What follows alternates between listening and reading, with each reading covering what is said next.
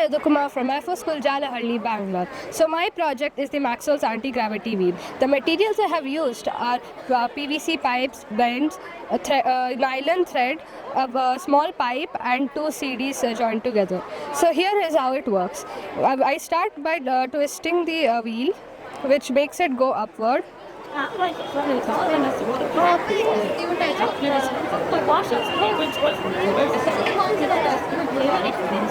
Once it reaches the top, I'll let it go. So here, the up to down movement is potential energy converted into kinetic energy, and once it hits the bottom, it goes back up, which is kinetic energy, that is kinetic energy to potential energy. You could see that each rise that happens, the height reduces. It is because loss of friction and air resistance. My name is Rushikesh Amit Mujumdar. I am in DSK School 4th grade. Today, I am going to explain my experiment crankshaft model. Its construction is very simple and can be easily built at home. So, what's a crankshaft? Crankshaft is a mechanical device which converts linear motion into rotational motion or rotational motion into linear motion. I have made two models. One is for explaining the scientific principle behind it, and another one is for fun application. Materials needed for this model are straw, bottle, and metal wire. We can observe that when we rotate the metal wire, the straw moves in up and down direction. This shows us that rotational motion is getting converted into linear motion. Similarly, when we move the straw in up and down direction, the metal wire moves in circular pattern. This shows us that linear motion is getting converted into rotational motion.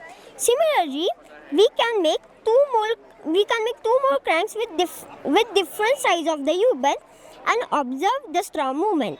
We can observe that deeper the U-bend, more the straw movement. Now let's begin to our fun part, hiding kitty. We can observe that when we rotate the wheel, the kitty's head moves in up and down direction. I hope you like this experiment. You can also try this experiment and learn the science behind it like me. Thank you. My name is Nikhil. I'm from Shimoga. I want to begin with a very interesting question. Have you ever observed a spider, especially its long legs? Do you know why a spider's legs curl inward when it dies? Well, this caught my attention, and when I found the science behind it, I found something truly amazing. Spiders use hydraulic pressure to move their legs. So when the heart of the spider pumps blood into their legs, they extend outward like this. And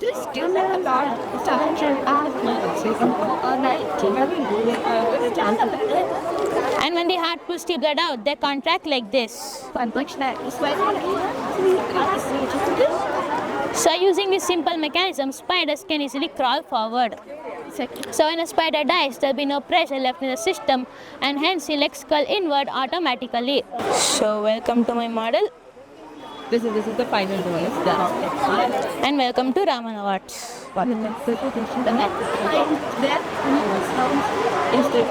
So let's move on to the main concept. What is hydraulics? It's the study of how fluids behave when they are in motion and how that motion can be used to create mechanical functions. The word hydraulics comes from the ancient Greek words hydar meaning water and alis meaning pipe. It all started in 600 BC when the ancient Egyptians used hydraulics to irrigate crops. The early inventors of hydraulics were Blaise Pascal, Joseph Bram and Daniel Bernoulli. In 1653, Pascal established Pascal's law of hydraulics, which states that any pressure applied to a confined fluid is transmitted uniformly in all directions throughout the fluid, regardless of the shape of the container. Now let me demonstrate it. So as you can see, I am applying pressure and the fluid is being transmitted throughout the tube and it pushes the other end out. So hydraulics can also multiply force. A small push can lead to a much larger output, and it's used in everyday applications like hydraulic excavators, jacks and hospital beds, and even nature uses it like spider legs and earthworms for movement. Apart from building the model, I truly enjoyed experimenting with syringes, pipes, water, and testing each movement. And I would like to say that the future of hydraulics is bright. Thank you. I'm Demistri from Navratna Higher Secondary School, Sama, Vadodara, Gujarat.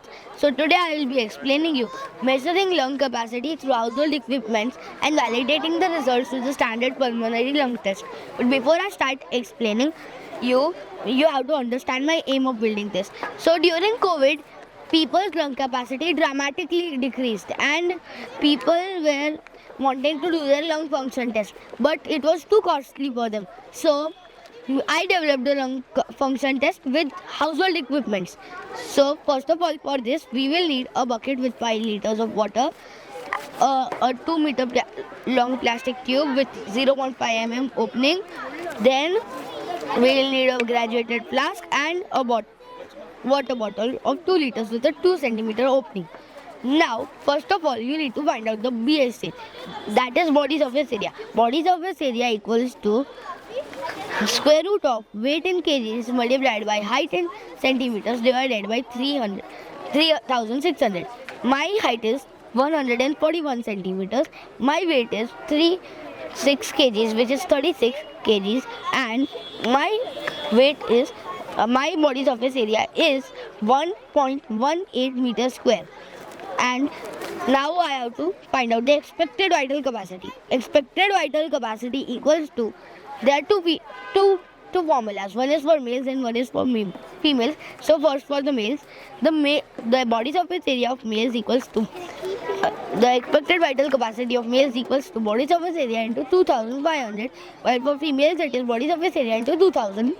So my expected vital capacity comes 2950. So now we have to find out the tested vital capacity. For this, I will open this water bottle. You take this tube, then insert it inside this. Insert it inside this, then close it.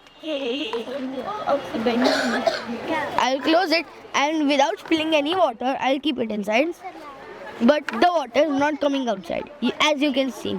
Why? Because there's more air pressure inside the water bottle than the outside. But air occupies space. So what will happen when I exhale in it? So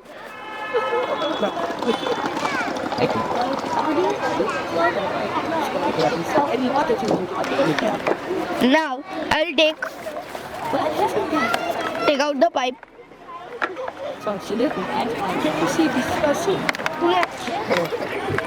Then after I take this out, I'll measure this in a graduated cylinder.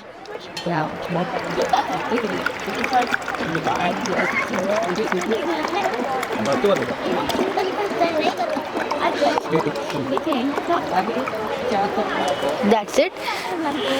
Now I'll close this water bottle, and as you can see, I have almost 840 ml of water is there inside this.